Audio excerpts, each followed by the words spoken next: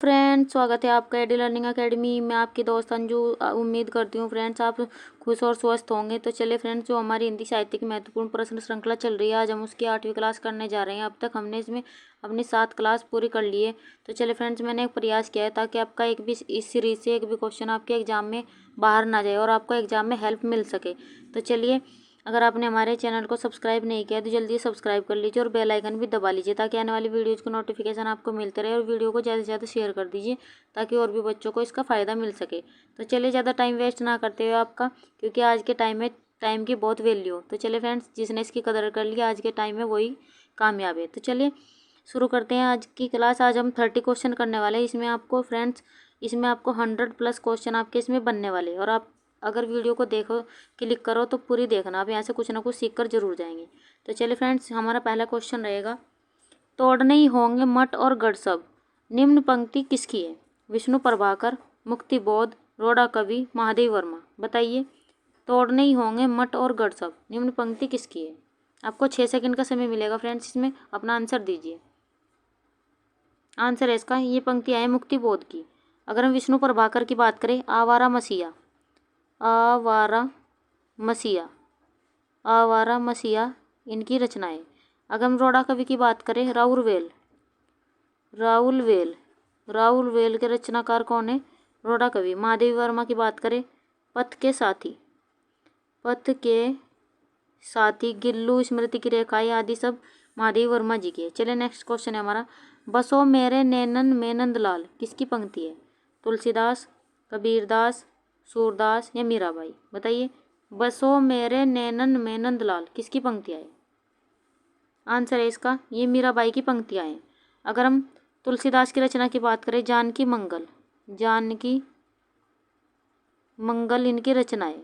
सो रामचरितमानस, कवितावली, दोहावली, ये सभी तुलसीदास जी की। अगर हम कबीरदास की बात करें, साखी, साखी सबद, साखी सबद और रमैनी, रमैनी, ये सब इनकी रचनाएं। अगर हम सूरदास की बात करें, सूर सागर, साहित्य लहरी, ये इनकी रचनाएं। साहित्य लहरी, ये इनकी सूरदास जी की रचनाएं। चलिए नेक्स्ट क्वेश्चन है हमारा, किस क्षेत्र की बोली को काशिका कहा गया है?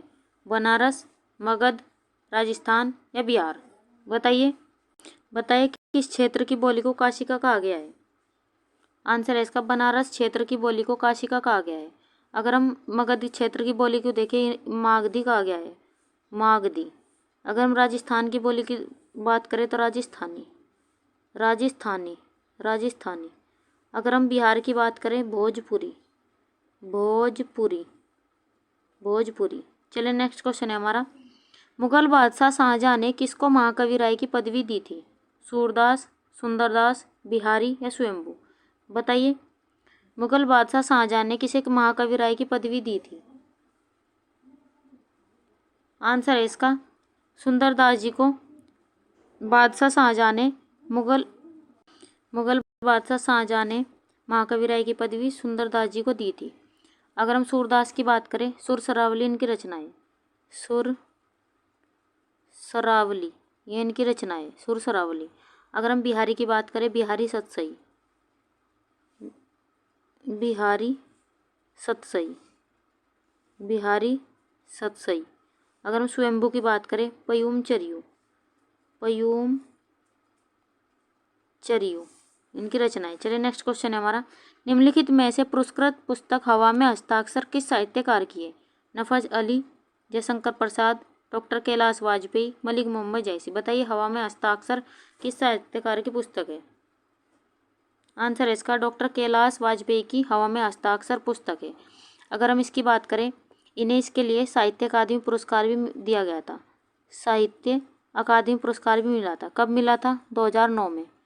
2009 में कैलाश वाजपेयी को हवा में हस्ताक्षर के लिए पुरस्कार भी दिया गया था।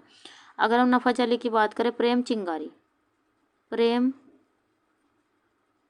चिंगारी इनकी रचनाएं। अगर हम जयशंकर प्रसाद की बात करें, करुणा ले, करुणा ले। अगर हम मलिक मोहम्मद जायसी की बात करें, पद्मावत, पद्मावत। अगर फ्रेंड्स आपको लग रहा है कि मैडम की राइटिंग अच्छी नहीं आ रही, मुझे सब काम अपने आप ही करना पड़ता है फ्रेंड्स, इसलिए आप थोड़ा सा धैर्य बनाए रखिए।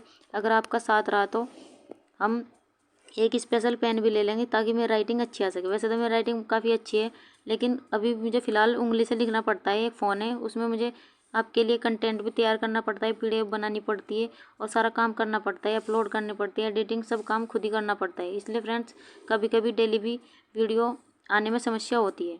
तो कोई बात नहीं फ्रेंड्स, अगर आपका साथ और आपका प्यार ऐसे ही बना रहा तो हम बहुत जल्दी एक स्पेशल पेन भी ले लेंगे ताकि मेरी राइटिंग अच्छी आ सके और भी। तो चलिए फ्रेंड्स थोड़ा एडजस्ट कर लीजिए और अपना सपोर्ट बनाए रखिए।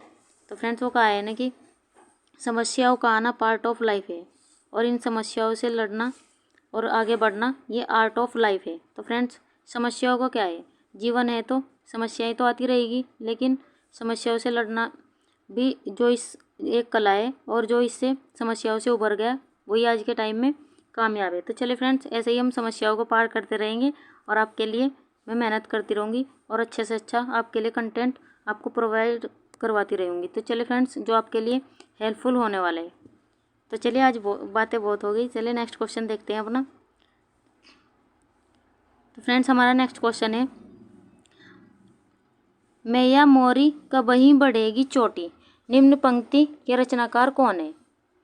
कबीरदास, तुलसीदास, सूरदास या कुंभनदास? बताइए फ्रेंड्स। मैया मोरी कब ही बढ़ेगी चोटी, निम्न पंक्ति के रचनाकार कौन है? आंसर है इसके रचनाकार है सूरदास जी। अगर हम इसकी बात करें, कबीरदास की बात करें, इनकी रचना है बीजक। बीजक। तुलसीदास की बात करें, रामचरितमानस। रामचरितमानस ये इनकी रचना है। कुंभनदास की बात करें, राग रत्नाकर। राग रत्नाकर। तो चलिए फ्रेंड्स मैं थोड़ा और भी कोशिश करूँगी कि थोड़ी राइटिंग और भी साफ आए। जब तक स्पेशल पेन नहीं आ जाता तो थोड़ी मैं कोशिश करूँगी कि आपके लिए और भी अपनी राइटिंग में थोड़ी सफाई ला सकूँ। रघुकुल रीति सदा चली आई, प्राण जाए पर वचन न जाए, निम्न पंक्तियों के रचनाकार कौन है? रविंद्रनाथ टैगोर, दिनकर, तुलसीदास, मैथिली शरण गुप्त? बताइए। रघुकुल रीति सदा चली आई, प्राण जाए पर वचन न जाए, पंक्तियों के रचनाकार कौन है? आंसर है इसके रचनाकार है तुलसीदास जी। और ये कब कहा गया है ये आपको कमेंट बॉक्स में बताना है। ये क्वेश्चन आपके लिए फ्रेंड्स, ये कौन से जो तुलसीदास जी द्वारा लिखा गया है, ये कौन से कांड की ये बात कही गई है कि रघुकुल रीति सदा चली आई, प्राण जाए पर वचन न जाए। ये क्वेश्चन आपके लिए फ्रेंड्स, इसका आंसर हमें कमेंट बॉक्स में ज़रूर दें। और आपको ये ढूंढना है कि ये पंक्तियाँ राम जी द्वारा कब कही गई है। रविंद्रनाथ टैगोर की बात करें अगर हम, तो इनकी रचना है गीतांजलि। गीतांजलि। और इसके लिए गीतांजलि के लिए इन्हें नोबेल पुरस्कार भी दिया गया। कब दिया गया था? 1913 में। और ये पहले एशियन व्यक्ति थे जिन्हें नोबेल पुरस्कार मिला गीतांजलि के लिए। अगर हम दिनकर की बात करें, कुरुक्षेत्र ये इनकी रचना है।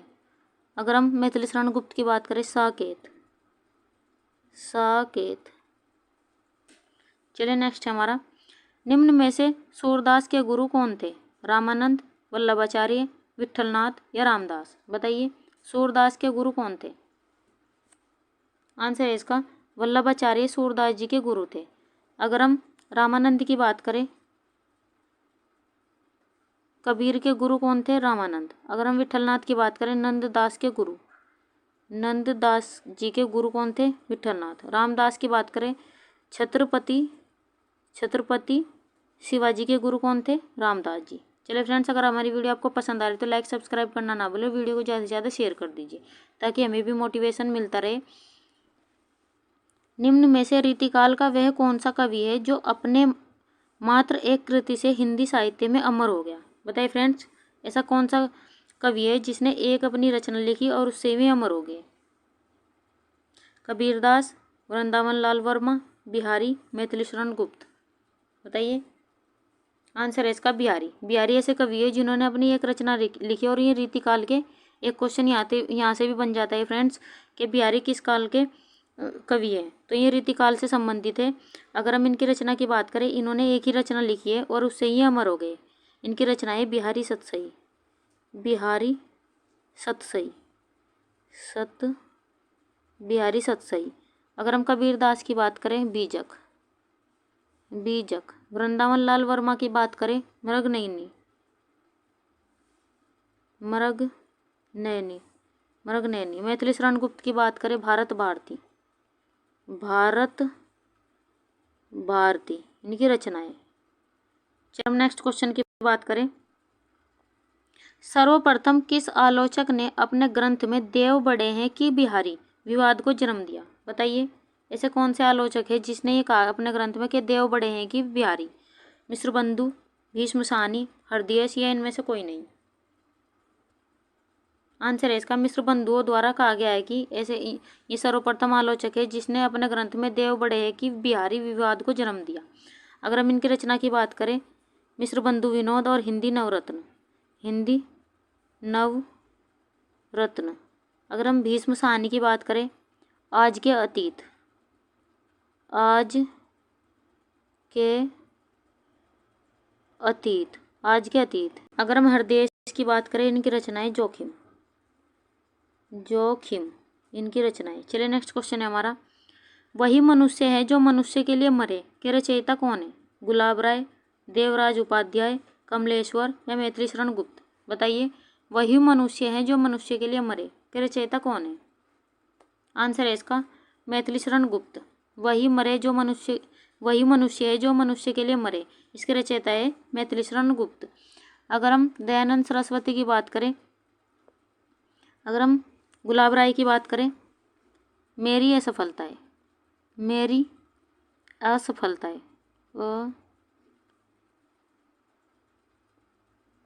असफलताएं। गुलाब राय की बात करें, मेरी असफलताएं।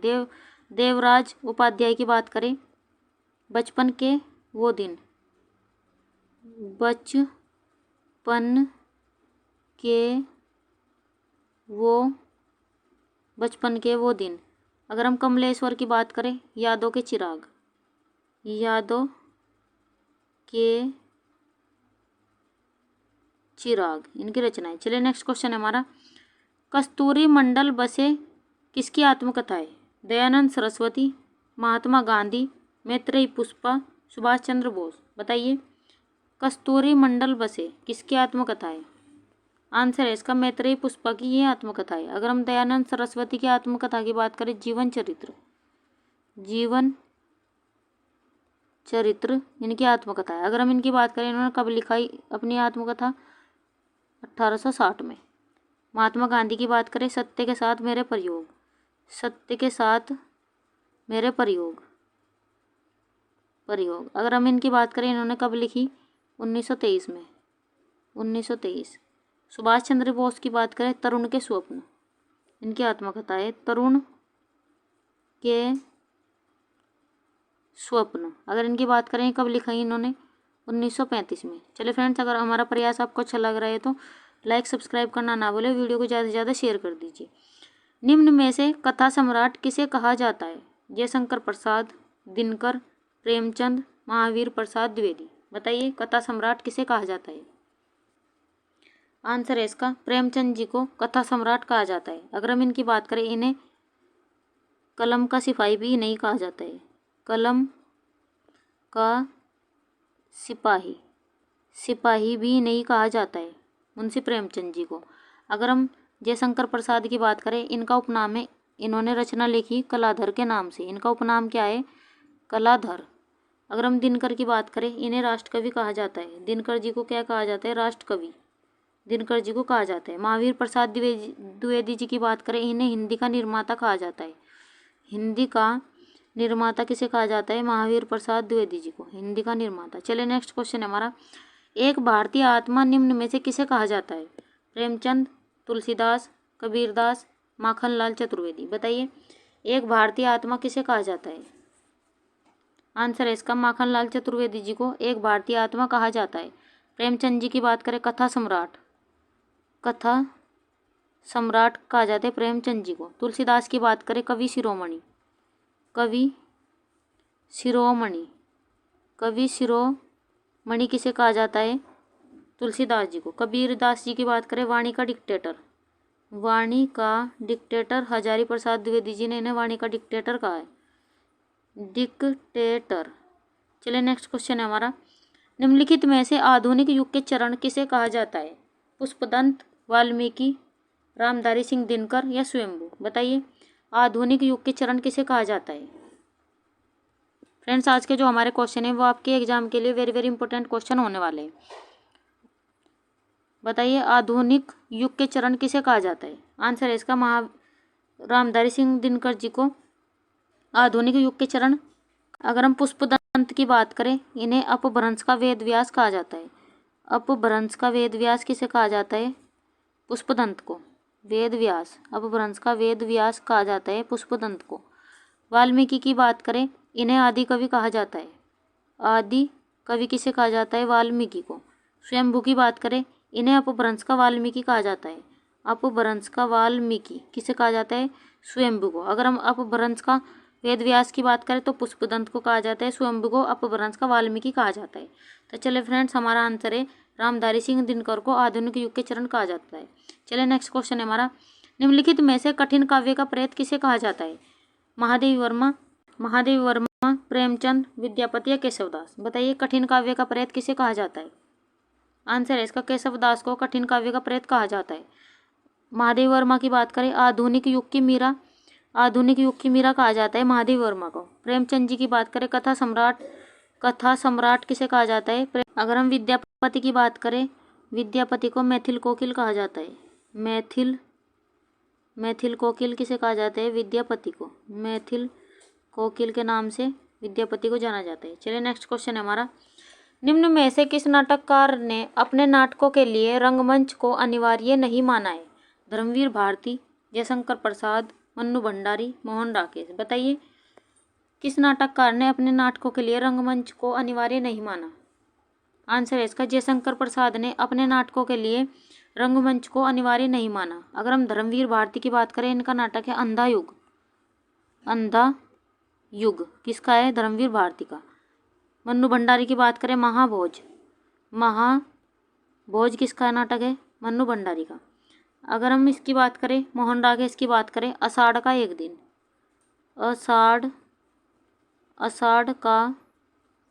दिन किसका है? मोहन राकेश का। आषाढ़ का एक दिन। चलिए नेक्स्ट है हमारा क्वेश्चन है हमारा, निम्न में से किस पुस्तक का 15 भारतीय भाषा और 40 विदेशी भाषाओं में अनुवाद किया जा चुका है? पंच परमेश्वर, पंचपुरुष, आत्मिका, पंचतंत्र? बताइए किस पुस्तक का 15 भारतीय भाषा और 40 विदेशी भाषाओं में अनुवाद किया जा चुका है? आंसर है हमारा पंचतंत्र का 15 भारतीय भाषा और 40 विदेशी भाषाओं में अनुवाद किया जा चुका है। अगर हम पंचतंत्र की बात करें, इसके लेखक है विष्णु शर्मा। अगर हम पंच परमेश्वर की बात करें, प्रेमचंद जी इसके लेखक हैं। अगर हम पंच पुरुष की बात करें, लक्ष्मी नारायण लाल। आत्मिका की बात करें, महादेवी वर्मा। चलिए नेक्स्ट है हमारा, निम्नलिखित में से केरल की राजकीय भाषा क्या है? तमिल, मलयालम, तेलुगु या कन्नड़? बताइए केरल की राजकीय भाषा क्या है? आंसर है इसका मलयालम। केरल की राजकीय भाषा है मलयालम। अगर हम तमिल की बात करें, तमिलनाडु की राजकीय भाषा, तमिलनाडु की राजकीय भाषा तमिलनाडु और श्रीलंका की। तेलुगु की बात करें, ये आंध्र प्रदेश और तेलंगाना की राजकीय भाषा। अगर हम कन्नड़ की बात करें, कर्नाटक की राजकीय भाषा है कन्नड़। चलिए नेक्स्ट क्वेश्चन है हमारा, निम्न में से तुलसीदास का वह ग्रंथ कौन सा है जिसमें ज्योतिष का वर्णन किया गया है? बरवे रामायण, पार्वती मंगल, जानकी मंगल, रामाज्ञा प्रश्नावली? बताइए तुलसीदास का वह ग्रंथ कौन सा है जिसमें ज्योतिष का वर्णन किया गया है? आंसर है रामाज्ञा प्रश्नावली में ज्योतिष का वर्णन किया गया है। अगर हम बरवे रामायण की बात करें और पार्वती मंगल, जानकी मंगल, ये भी सभी तुलसीदास की रचनाएं हैं। चलिए नेक्स्ट क्वेश्चन है हमारा, मनुष्यत्व की सामान्य भावना को आगे करके निम्न श्रेणी की जनता में आत्मगौरव का भाव जगाने वाले सर्वश्रेष्ठ कवि कौन है? सूरदास, तुलसीदास, कबीरदास या बिहारी? बताइए। मनुष्यत्व की सामान्य भावना को आगे करके निम्न श्रेणी की जनता में आत्मगौरव का भाव जगाने वाले सर्वश्रेष्ठ कवि कौन है? आंसर है इसका, ये सर्वश्रेष्ठ कवि है कबीरदास जी। अगर हम सूरदास जी की रचना की बात करें, सुर सरावली इनकी रचना है। तुलसीदास की बात करें, रामचरितमानस।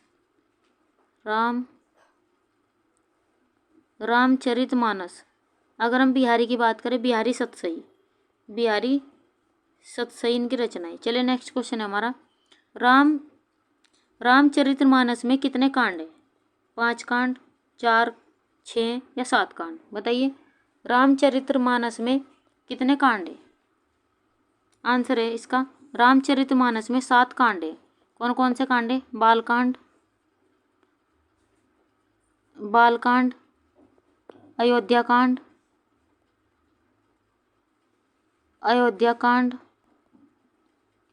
अरण्यकांड,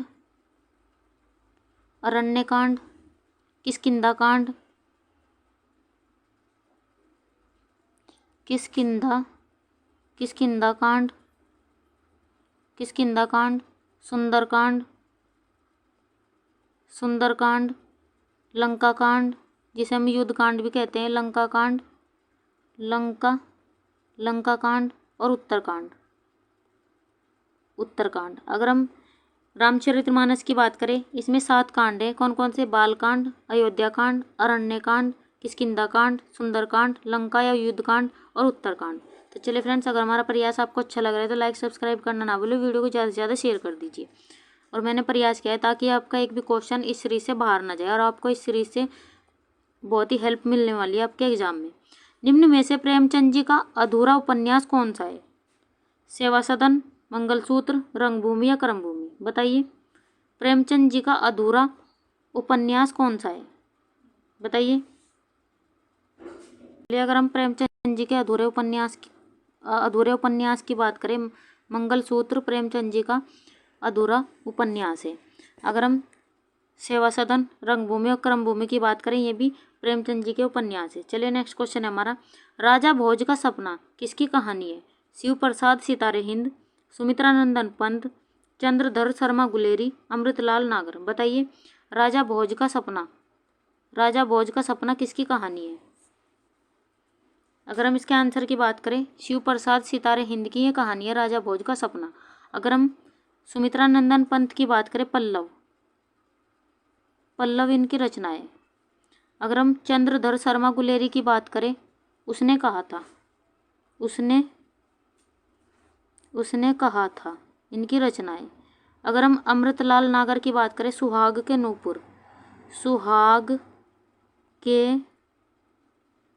नूपुर इनकी रचना है। चलिए नेक्स्ट क्वेश्चन है हमारा, निम्न में से आंचलिक रचनाएं किससे संबंधित होती है? जाति विशेष से, लोक विशेष से, क्षेत्र विशेष से या देश विशेष से? बताइए। आंचलिक रचनाएं किससे संबंधित होती है? आंसर है इसका, आंचलिक रचनाएं क्षेत्र विशेष से संबंधित होती है। अगर हम लोक विशेष की बात करें, इसमें लोक कथा, पैसा गीत आदि इसमें गाए जाते हैं। चलिए नेक्स्ट क्वेश्चन है हमारा, हिंदी कविता को छंदों की परिधि से मुक्त कराने वाले कौन थे? हिंदी को छंदों की परिधि से मुक्त कराने वाले कौन थे? महादेवी वर्मा, जयशंकर प्रसाद, सूर्यकांत त्रिपाठी निराला, सुरती मिश्र? बताइए। आंसर है इसका, सूर्यकांत त्रिपाठी निराला हिंदी कविता को छंदों की परिधि से मुक्त कराने वाले थे। अगर हम महादेवी वर्मा की बात करें, अतीत के चलचित्र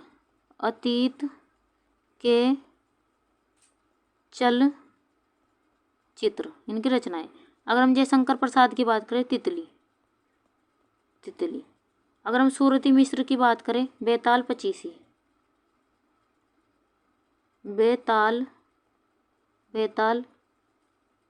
पचीसी। चलिए नेक्स्ट क्वेश्चन है हमारा, निम्न में से मीरा ने किस भाव से कृष्ण की उपासना की? प्रेम भाव, भक्ति भाव, वात्सल्य भाव या माधुर्य भाव? बताइए। मीरा ने किस भाव से कृष्ण की उपासना की? आंसर है इसका, माधुर्य भाव से मीरा ने कृष्ण की उपासना की। अगर हम प्रेम और भक्ति भाव की बात करें, इसमें भी नाम मीराबाई का आता है। अगर हम वात्सल्य भाव की बात करें, वात्सल्य भाव में सूरदास ने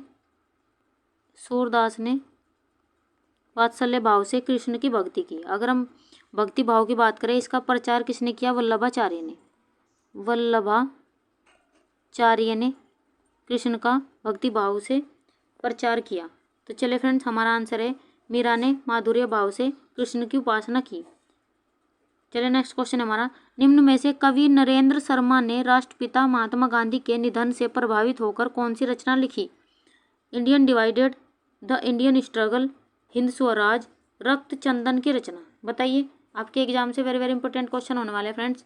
निम्न में से कवि नरेंद्र शर्मा ने राष्ट्रपिता महात्मा गांधी के निधन से प्रभावित होकर कौन सी रचना लिखी? आंसर है हमारा रक्त चंदन की रचना। इन्होंने ये रचना लिखी। महात्मा गांधी के निधन से प्रभावित होकर इन्होंने रक्त चंदन की रचना लिखी। अगर हम इंडिया डिवाइडेड की बात करें, डॉक्टर राजेंद्र